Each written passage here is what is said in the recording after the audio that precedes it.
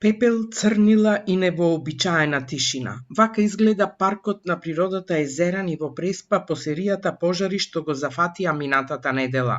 Изгореа над 500 хектари или половина од копнената површина на ова уникатно заштитено подрачје, препознатливо по својата биолошка разновидност.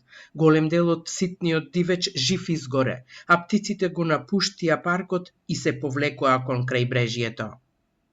Штетите се настанати огромни на целиот биодиверзитет во паркот. За поголемата популација на птици веќе гнездата му се изгорени. Изгорена е голема површина на евлова шума, ливади, трска и други видови живеалишта во паркот. Последиците се катастрофални не само по екосистемот, туку и за локалното население.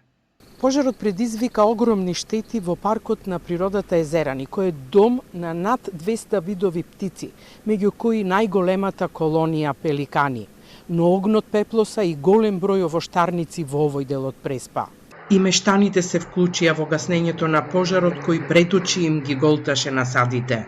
Изгореа бавча на комшијата, цела изгоре, кај мене цел ред е опален, значи, тоа не знаеме дали ќе се обнови дрвото. Ќе видиме како ќе биде сега.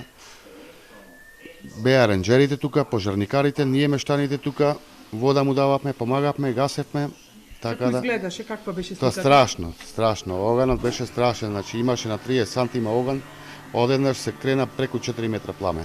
Езеран е заштитено подрачје од 4-та категорија, национално и светско природно богатство, каде живеат ендемични и загрозени видови од флората и фауната.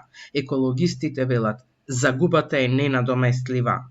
Сме сведоци на голема трагедија, значи голем број на живи суштества изгореа во тој пожар.